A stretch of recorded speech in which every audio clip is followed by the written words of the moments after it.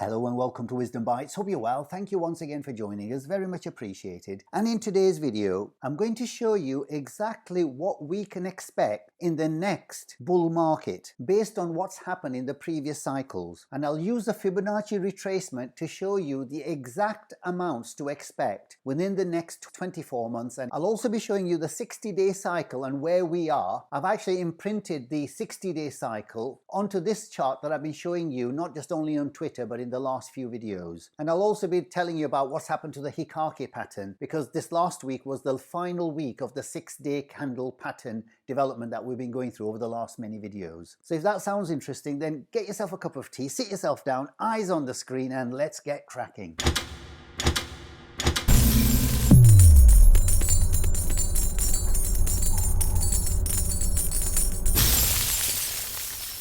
Okay, before we begin, the usual polite reminder, please remember everything in my videos is just for educational purposes. Nothing should be taken as financial advice. Please always do your wider research, especially in the markets that we face at the moment. Nobody knows the future, and you must be comfortable in any decision that you make. And you can only do that by making an informed decision about investments and trading. Okay, so with that out of the way, I'm going to start off with something that I've been noticing while looking at other people's videos, and I've been looking in the comments, and there's a common thread in the comments called resentment.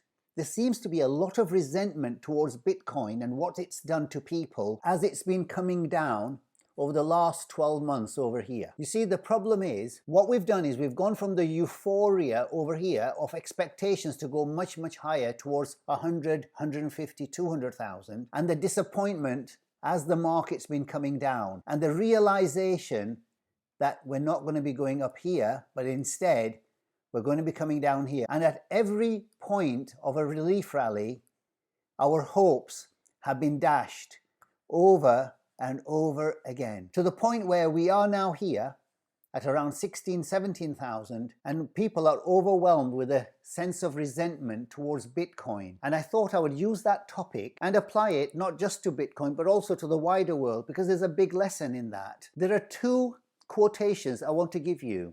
One is by Wayne Dyer, and the other one is by Norman Vincent Peale. And it captures the emotion of resentment and puts it where it really belongs. And the first one says, there are no justified resentments. If you carry resentments inside of you, resentment will always carry a sense of despair. And I do see a sense of despair in the comments that I'm reading from other people's videos. And one of the reasons why people are giving up in this space. But I wanted to widen that horizon and look at resentment or grudges, and why resentment or grudges do not harm the person against whom you hold these feelings, in this case Bitcoin, but every day and every night of our life, what they do is they eat away at us. I speak about this with many of my friends and people I know, and one of the things I find is that people are very reluctant to let go of grudges, bad feelings, negativity, resentments towards other people or situations or their past, their parents, their brothers, their sisters, people who they've come across in their life who've let them down in a very bad way. They just want to hold on to those for some sort of comfort or something, whatever it is. And it seems to be normal because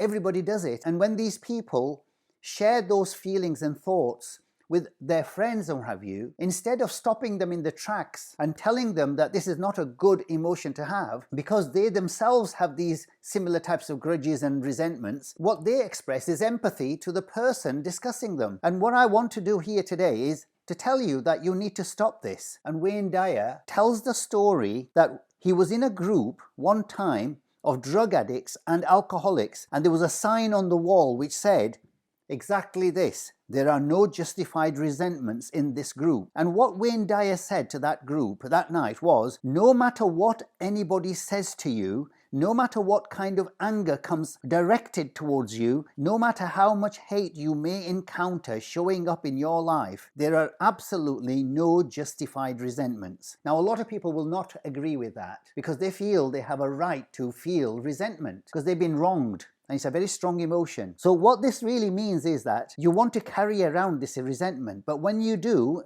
inside of you, about anything or about anyone, and I'm talking about the person that you lent money to and hasn't paid you back. I'm talking about the person in your life that you feel was abusive in your life, and I'm talking about the person who walked out on you and left you for somebody else. So I'm talking about all of the things that you feel you have justified in your heart and in your life that you have a right to be resentful about. And I'm suggesting to you, just like Wayne Dyer, that those resentments will always end up harming you. And not only that, it will create a sense of despair. So please remember one thing, and I'll give you this example just to emphasize this point. Please remember that no one dies of a snake bite. The snake bite will never kill you. You cannot be unbitten, because once you're bitten, you're bitten.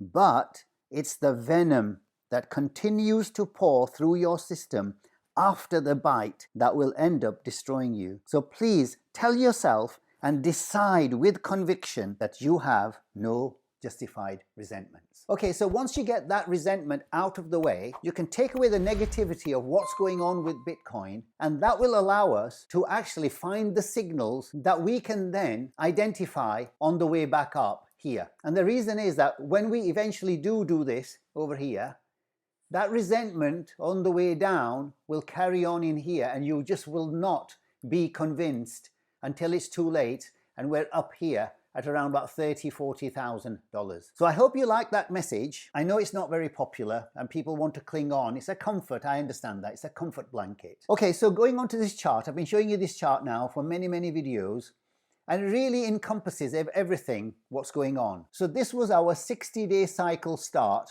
over here. This white vertical line is our 30-day midpoint of the 60-day cycle, which ends around about the 8th of January. That will be exactly 60 days. And I've been saying that we can now expect a rally into the mid-cycle high over here. Where that's going to be, we didn't know at this point over here, but we identified this outside bar candle over here and said if it breaks to the upside, we will reach 18,200. If it breaks to the bottom side, this is the target over here based on the bottom of this candle at this point. So obviously now with hindsight, the break to the high side did lead to this point here. And it came exactly to the underside of this support level over here on multiple times. So we knew that this was going to be a very strong resistance as we came in. And because it was after the midway point here, with a higher degree of probability that we're going to get rejected here, and I gave you these targets in the Twitter pages here around December the 13th before it happened, where the price was around here at 17.1, that if we break this outside bar candle, this was the target that we had.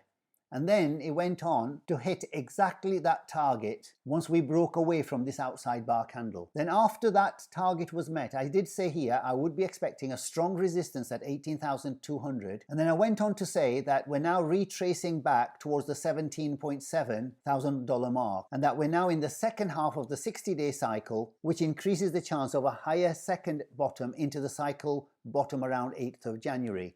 So what this means is, because we went past the 30 days and made a new high and topped out there after the 30-day cycle, this means it's a right translated cycle, which increases the chances of us having a higher double bottom, either here at 16.4, and we have come down to 16.5, so it wasn't really much off, only $100 off from our first target here. Now, if it actually carries on like this over here, into the 60-day cycle bottom, then what we will have done is a very bullish move, which is the first sign that the Bitcoin is actually turning around. So we'll have created a bottom here and a higher bottom over here, when every expectation is for it to go further down here. So we'll have to wait and see how that plays out. But like I said, my first target is 16.4. If we do break that, then it will come back to this level here, to this candle, at 16,000 exactly. And as I've said in many of my previous videos now, the next 30 days are absolutely critical.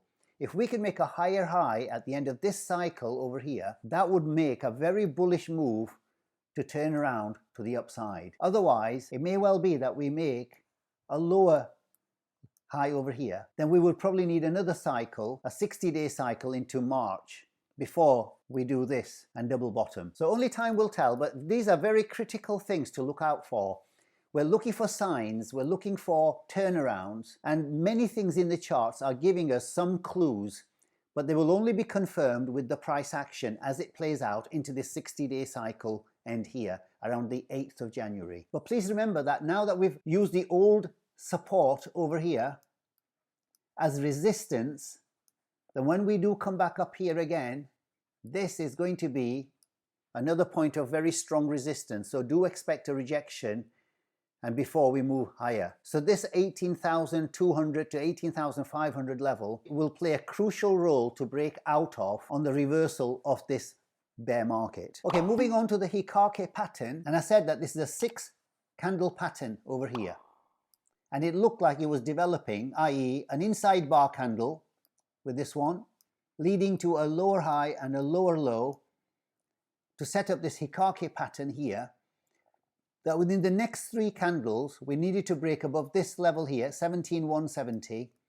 And we've tried 3 times with this candle, and finally the last week's candle, which closed yesterday, at this candle here. And 3 times we failed to get above this level here. So what that does is it increases the probability to come back to the downside. How far that will go, we don't know.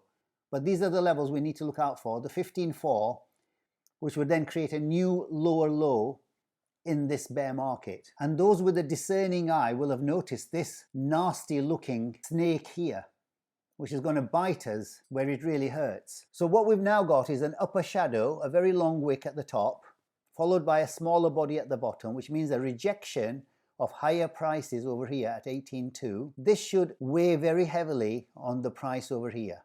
How far that will go, we don't know. We're all hoping that it will create a higher low over here, anywhere around about the $16,000 mark before we go there. And that will have created a double bottom with a higher second bottom to go to the upside once we break this 18,200. But certainly this Hikake pattern is now invalidated because we've had a third candle finish below the setup candle here. That doesn't mean it can't go higher, but it just reduces the chances by a great deal, and it increases the chances to go down further. But before we move on, I want you to be aware of this.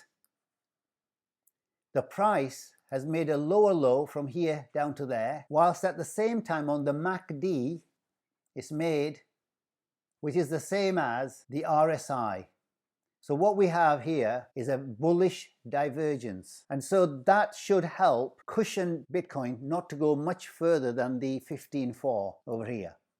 So only time will tell, but we need to be aware of this because this is on the weekly chart. It's a very powerful divergence which plays out time and time again. If you notice this one over here, we had a bearish divergence over here where the price made a higher low, but in the RSI it made a lower low, and look what happened afterwards. So the question is, will this bullish divergence here actually play out in the price action over here? And this is why I'm saying that we must never let the resentment, the bad feeling, the bitterness, the sadness, the miserableness of this move down here affect our emotions to the upside here. Otherwise we'll miss this big move over here. Okay, so I want to show you something very interesting now on the BLX chart to put everybody in a good mood with higher expectations. And that is that if you look at before the halving over here, the first halving occurred around about October 2012 here. And after we topped out at this point, if we'll use the Fibonacci retracement, we can see we came up to the 61.8, not quite to the 78.6, but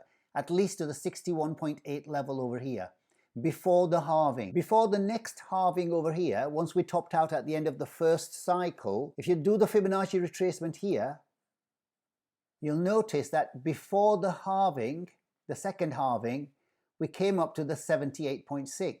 So we can say at least we came up to the 61.8 and higher to the 78.6 level here. Then the next cycle, in 2017-18, before the halving that we got in April 2020, April-May 2020, if you take the high from here and the low of that cycle, once again, once we topped out, before the next halving, we came up to the 78.6.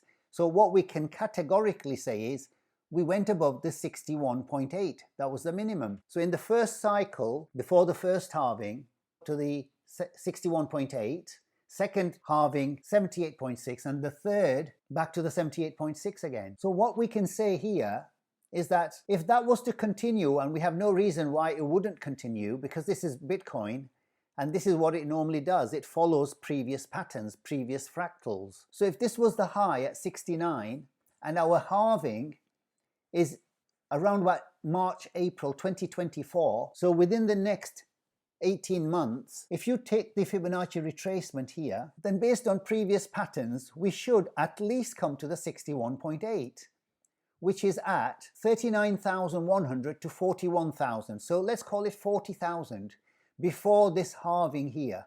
So we should come to around about this level. So there is a big move somewhere along the line before we get to this next halving in the 18 months.